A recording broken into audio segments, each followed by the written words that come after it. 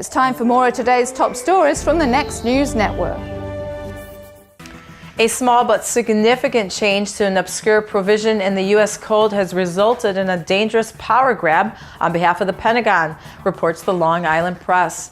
The new rule claims that military commanders have the authority in extraordinary emergency circumstances where prior authorization by the president is impossible and duly constituted local authorities are unable to control the situation to engage temporarily in activities that are necessary to quell large-scale unexpected civil disturbances. The U.S. Constitution and both the Insurrection Act both specify that military intervention in civil disturbances can only occur after a state government has petitioned Washington for assistance. The Posse Comitatus Act of 1878 forbids the use of the U.S. military in domestic law enforcement operations. An increasing number of exemptions have been made for anti-drug and counterterrorism operations.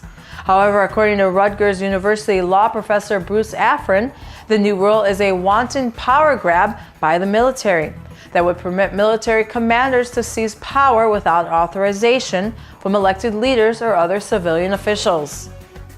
Although much of the public has been alarmed and outraged by news that the IRS illegally targeted conservative groups for improper scrutiny, the most recent scandal is nothing new.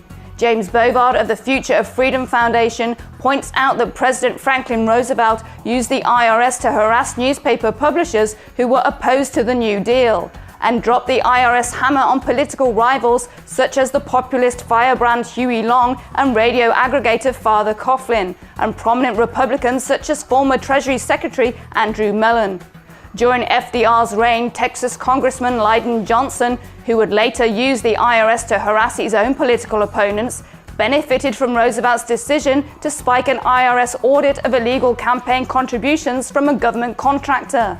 If the audit had been allowed to proceed, Johnson's political career might have come to an end. Under JFK, the IRS launched the Ideological Organizations Audit Project, which targeted right-wing groups. JFK also used the agency to compel companies into supporting price controls. And Richard Nixon famously used the IRS to, as White House counsel John Dean put it, screw individuals and organizations inscribed on his notorious enemies list. Taking a break from his campaign for new restrictions on personal firearms ownership, Vice President Joe Biden has called for new taxes on what he describes as violent video games.